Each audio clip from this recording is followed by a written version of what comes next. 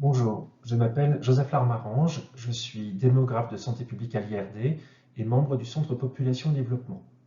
Je travaille essentiellement en Afrique subsaharienne et dès lors mon propos sera un peu plus spécifiquement centré sur cette région. Je tiens tout d'abord à remercier les organisateurs pour cette opportunité d'échanger avec vous quelques éléments de réflexion sur la prévention des populations clés. En premier lieu, je souhaite mentionner l'ouvrage de synthèse sur le VIH, les hépatites virales et la santé sexuelle, publié cette année par la FRAVI et disponible gratuitement en ligne. Toute une section y est consacrée à la prévention du VIH et dresse un panorama des différentes stratégies préventives existantes. En 4 décennies, les moyens de prévention de la transmission sexuelle ont fortement évolué et peuvent être classés en 3 grands types d'interventions. Pendant longtemps, la prévention sexuelle a été envisagée principalement sous l'angle des politiques dites ABC, abstinence, fidélité ou be faithful en anglais, et condom, avec à l'objectif avant tout de modifier de manière durable les comportements individuels. Le préservatif, utilisé systématiquement et de manière adéquate, constitue un outil de prévention très efficace, comme cela a été démontré très tôt dans l'épidémie. Cependant, son utilisation est rarement parfaite. Au cours des années 2000, une attention plus importante a été accordée aux interventions structurelles, visant à améliorer l'accès à l'éducation, à réduire les discriminations ou encore à décriminaliser le travail du sexe, l'homosexualité ou encore l'usage de drogue, qui sont malheureusement encore pénalisés dans un trop grand nombre de pays aujourd'hui. Surtout, on a assisté au cours des 15 dernières années à la mise au point d'interventions biomédicales d'une très grande efficacité. On ne dispose pas encore de vaccins ou de microbicides féminins suffisamment efficaces, mais les connaissances sur l'effet de la circoncision masculine et sur l'utilisation des antirétroviraux à des fins préventives, traitement post-exposition, traitement comme moyen de prévention et prophylaxie pré-exposition, ont profondément modifié les stratégies. En particulier, la prophylaxie pré-exposition ou PrEP a pris une place de plus en plus importante. Plusieurs essais ont démontré qu'un traitement antirétroviral à base de tenofovir, lorsqu'il était correctement pris par des personnes séronégatives, était efficace pour prévenir la transmission sexuelle du VIH. Depuis novembre 2015, l'OMS recommande la PrEP orale comme outil de prévention pour les personnes à risque substantiel.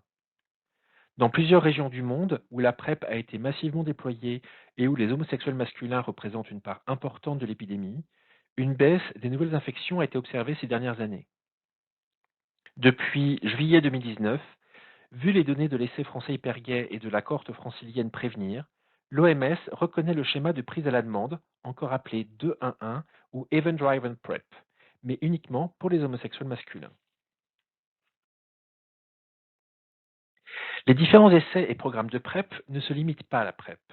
Tous fournissent également des services additionnels aux personnes sous PrEP, dont un dépistage régulier du VIH, la fourniture de préservatifs, des services de conseil et d'accompagnement, le dépistage et la prise en charge des infections sexuellement transmissibles, à minima le dépistage de l'hépatite B et dans certains cas, sa prise en charge. La formulation utilisée par l'OMS dans ses recommandations de 2015 pour définir les bénéficiaires potentiels de la PrEP est celle de personnes à risque substantiel, définissant un risque substantiel comme étant l'appartenance à un groupe de population ayant une incidence d'au moins 3% en l'absence de PrEP. De fait, pour être coût-efficace, la PrEP est avant tout destinée aux populations les plus exposées, que l'on désigne usuellement sous le terme de population clé.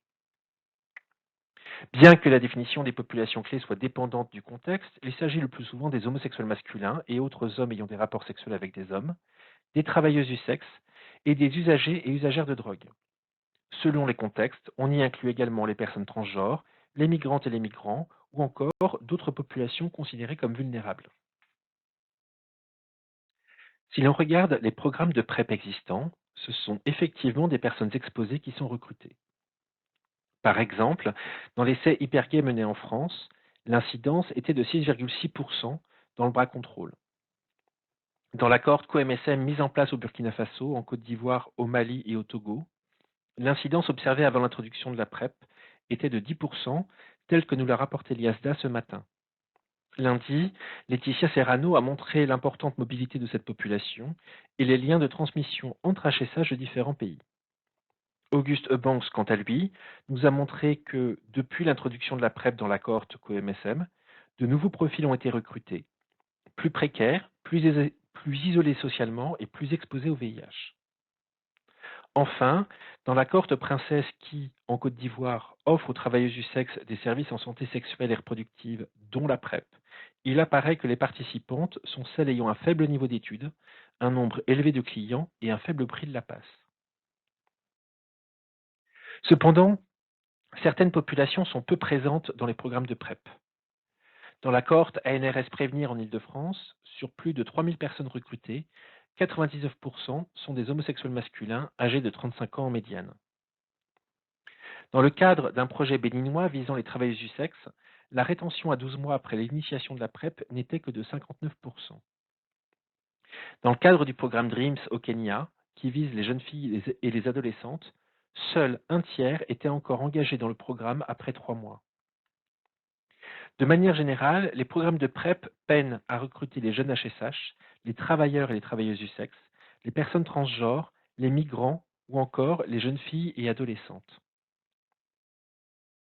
Dès lors, nous pouvons nous demander si la PrEP constitue le bon outil de prévention pour toutes ces populations. Plusieurs travaux tendent à nous montrer que les besoins des personnes les plus exposées vont bien au-delà du VIH.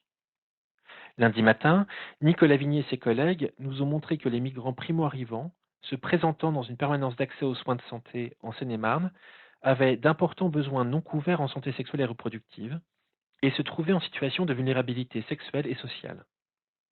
L'étude ANRS Parcours auprès des subsahariens vivant en Île-de-France a montré à quel point précarité économique, précarité administrative, violence et vulnérabilité au VIH étaient intrinsèquement liées. L'étude pilote PrEPSI auprès des travailleuses du sexe en Côte d'Ivoire, qui a permis de construire le dispositif ANRS Princesse, avait elle aussi observé un lien entre précarité et incidence du VIH. Les travailleuses du sexe avaient également de nombreux besoins non couverts en santé sexuelle et reproductive, et elles rapportaient des IST et des grossesses non désirées fréquentes.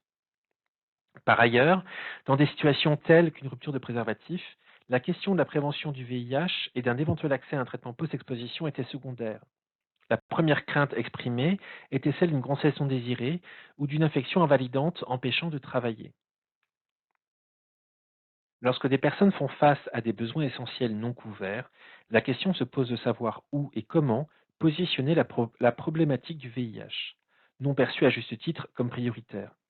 Nous devons nous placer du point de vue des personnes elles-mêmes et adopter une approche holistique. Il peut être nécessaire d'accompagner les personnes sur d'autres problématiques avant de pouvoir aborder avec elles la question du VIH.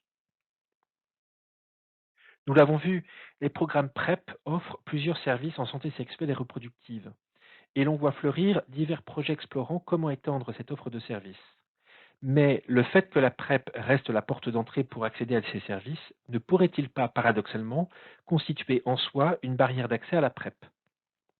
Malgré les difficultés logistiques, réglementaires ou financières, ne devrait-on pas envisager de véritables centres de santé sexuelle où la PrEP en particulier et la prévention du VIH de manière plus générale seraient disponibles mais ne constitueraient pas le point d'entrée? À force de nous spécialiser, nous avons tendance à être ethnocentrés sur les questions liées au VIH.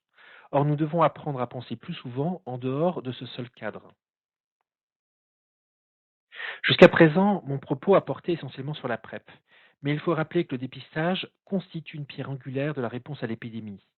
C'est à la fois une porte vers la prise en charge pour les personnes infectées et une porte vers les services de prévention pour les personnes séronégatives.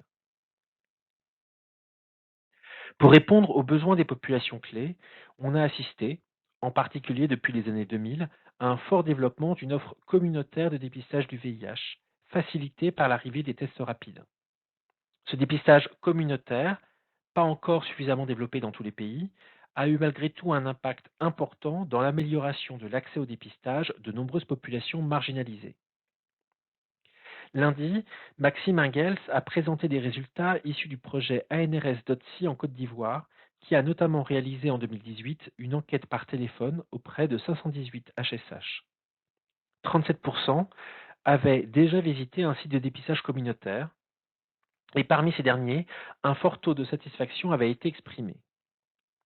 Cependant, quand on demande à l'ensemble de l'échantillon s'il préfère, pour réaliser un test de dépistage, un site communautaire dédié au HSH, une structure généraliste ou publique, ou s'il n'a pas de préférence, on observe une répartition en 3 tiers. Ceux qui disent préférer une structure tout publique sont plus souvent bisexuels et éloignés du milieu HSH. Les principales raisons évoquées étaient le manque de discrétion des sites de dépistage dédiés au HSH, la crainte d'être reconnu par d'autres membres de la communauté HSH et la volonté d'éviter le regard des autres. Les approches communautaires sont un élément essentiel de la réponse, mais elles ne sont pas toujours pertinentes pour l'ensemble des personnes que l'on souhaite atteindre, notamment pour celles et ceux qui ne se reconnaîtraient pas dans certaines identités, et celles et ceux qui souhaiteraient une plus grande discrétion par rapport à des pratiques réprouvées socialement. Les catégories épidémiologiques avec lesquelles nous analysons les épidémies et planifions nos interventions ne constituent pas des populations homogènes aux contours bien identifiés. Ces catégories ne se superposent pas exactement aux réseaux sexuels, aux groupes sociaux et identitaires, aux individus atteignables par les programmes ou à celles et ceux qui participent à nos enquêtes. Il existe de plus des continuums à la fois dans les identités et dans les pratiques. Il y a 2 ans, j'avais déjà abordé la question de l'hétérogénéité au sein des différentes populations clés, et j'avais présenté ces données issues d'enquêtes dites Respondent-Driven Sampling, menées auprès de HSH au Lesotho, au Malawi et au Swaziland. Dans les vagues 0 à 3, c'est-à-dire parmi les HSH recrutés au démarrage de l'enquête, 49% se définissaient comme gays, 48% étaient infectés par le VIH et 53% connaissaient leur statut VIH. Dans les vagues 8 à 13, c'est-à-dire parmi ceux à la périphérie du réseau de recrutement, seuls 27% se définissaient comme gays, 15% étaient infectés et 33% connaissaient leur statut VIH. Cet exemple, bien qu'imparfait, illustre l'existence d'un lien entre exposition au VIH, accès au dépistage et insertion dans les réseaux HSH. Pour mieux illustrer le poids relatif des populations clés et l'importance des périphéries dans des contextes épidémiques mixtes, voici des données issues d'une modélisation mathématique sur la Côte d'Ivoire, un pays où l'on observe à la fois des prévalences du VIH élevées entre 10 et 20% dans les populations clés et une prévalence généralisée en population générale adulte entre 2,5 et 3%. Selon le modèle développé par Mathieu Maheu-Giroux et ses collègues, entre 2005 et 2015, les HSH représenteraient 4% des nouvelles infections. Les travailleuses du sexe, quant à elles, représenteraient 5% des personnes qui s'infectent et seraient à l'origine de 19% des transmissions, principalement vers leurs clients. Enfin, 44% des transmissions auraient eu lieu selon ce modèle entre un client de travailleuse du sexe et une de ses partenaires féminines non travailleuses du sexe. Quand on prend en considération la taille des populations et les estimations du premier 90 par sous-population, il apparaît que les clients de travailleuses du sexe représenteraient la moitié des personnes vivant avec le VIH et non diagnostiquées en Côte d'Ivoire.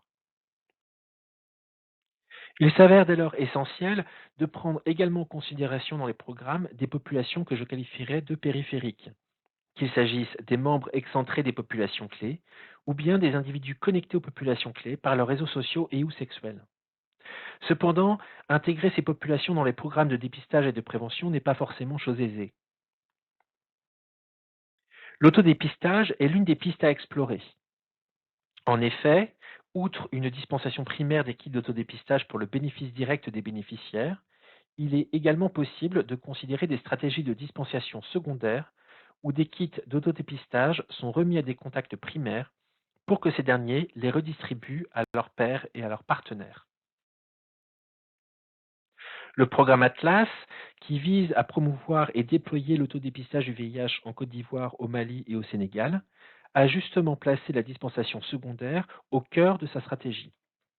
Via les activités communautaires ciblant les HSH, les TS et les UD, le programme cherche également à atteindre les HSH cachés, les partenaires hommes et femmes des HSH, les TS occasionnels, les clients et partenaires réguliers des TS et les partenaires sexuels des usagers de drogue. Les premières leçons du programme Atlas ont été présentées hier lors d'un symposium dédié. En particulier, les retours de terrain et les premières enquêtes menées montrent que l'autodépistage du VIH a permis dans les 3 pays d'atteindre, au sein des populations clés, de nouveaux profils de personnes, jamais ou rarement dépistées par le passé. Le caractère anonyme et confidentiel que procure l'autodépistage est plébiscité par ses utilisatrices et ses utilisateurs, de même que l'absence de prise de sang. Il apparaît également que la dispensation secondaire est possible au sein des populations clés ouest-africaines, même si cela est parfois difficile dans certains contextes. Des HSH ont par exemple rapporté qu'il aurait été plus facile de le proposer à des pairs ou à des amis plutôt qu'à leurs partenaires sexuels, notamment s'il s'agissait de partenaires occasionnels. Des travailleuses du sexe, quant à elles, ont évoqué des difficultés à le proposer avec certains clients. Pour autant, les retours des populations sont globalement positifs et la dispensation secondaire augmente au cours du programme. Les pères éducatrices et les pères éducateurs en charge de la dispensation sont également plutôt enthousiastes dans leur ensemble, même si certaines et certains expriment des craintes quant à l'accompagnement et l'entrée effective dans les soins en cas de test réactif. Par ailleurs, l'autodépistage du VIH introduit un nouveau paradigme. Les utilisatrices et les utilisateurs peuvent, s'ils le désirent, réaliser le test seuls, ultérieurement, sans avoir à partager le résultat avec le père éducateur. Comment s'assurer alors de la bonne réalisation du test ou du taux de positivité, indicateur de performance traditionnellement demandé par les bailleurs du dépistage? Comme pour les approches classiques de dépistage en stratégie avancée, les activités de terrain se heurtent parfois au défi du ciblage populationnel. Doit-on toujours s'assurer que les personnes rencontrées rentrent bien dans l'une des populations clés ciblées? Qu'un jeune homme rencontré sur un lieu fréquenté par des HSH déclare effectivement avoir des rapports avec d'autres hommes? Peut-on remettre directement un autotest à un client de travailleuse du sexe rencontré dans un bordel? Dès lors, faudrait-il aussi que l'on apprenne à penser plus souvent en dehors du cadre strict des populations clés? Si les modèles épidémiologiques sont utiles pour penser nos actions et nos interventions, les catégories qu'ils utilisent, nous l'avons vu, ne sont pas forcément adaptées aux actions de santé publique. Certains groupes, pourtant qualifiés comme vulnérables, ne sont pas facilement identifiables en pratique. Par exemple, comment repérer les jeunes filles n'ayant que ponctuellement des rapports sexuels rémunérés? Les clients de travailleuses du sexe au sein de la population générale masculine, alors que dans certains pays, on estime qu'ils représentent un quart à un tiers des hommes adultes. Comment repérer ceux que l'on appelle les HSH cachés, souvent des hommes mariés qui n'ont que ponctuellement des rapports avec d'autres hommes et qui se définissent comme hétérosexuels? Les actions de santé publique, pour être mises en œuvre en pratique, nécessitent des portes d'entrée opératoires pour identifier les individus.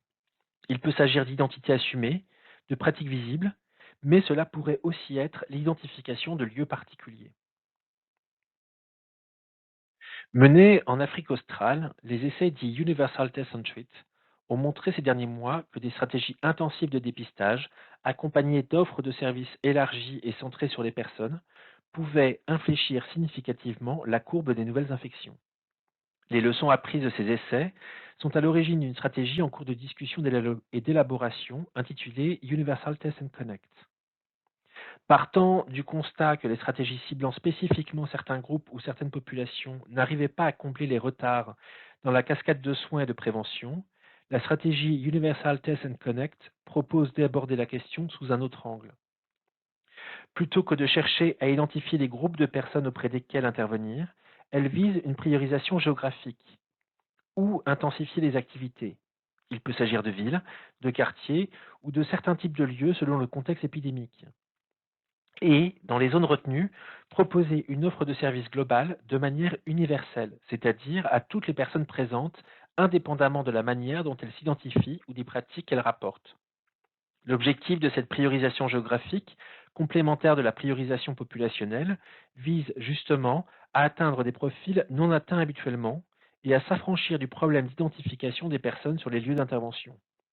Pour autant, cela ne signifie pas l'absence de lien avec la notion de population clé, puisque les lieux d'intervention peuvent justement être choisis en fonction de leur fréquentation par certaines populations spécifiques. Je ne peux terminer ma présentation sans mentionner l'épidémie mondiale de Covid-19. Tout comme le VIH, le SARS-CoV-2 agit comme un révélateur social. Les personnes les plus précaires ont bien souvent été plus impactées que les autres par la crise sanitaire, y compris en matière d'accès au dépistage, aux soins et aux services de prévention. Nous manquons encore de recul pour mesurer pleinement les effets de cette pandémie. Dans les sessions postères était présentée l'enquête internationale EPIC, portée par Coalition Plus et en cours de mise en œuvre auprès des populations clés d'une trentaine d'associations. Les premiers résultats font état d'une dégradation des conditions économiques d'une partie des populations clés, mais aussi d'une hausse des violences, notamment pour les travailleuses du sexe. À la fois dans EPIC, mais également dans les retours de terrain du projet Atlas, il est mentionné que l'autodépistage du VIH, dans une certaine mesure, a permis aux acteurs communautaires de maintenir un lien avec les populations clés, tout en facilitant la mise en œuvre des gestes barrières. Pour conclure, nous disposons aujourd'hui d'une palette diversifiée d'outils de prévention efficaces.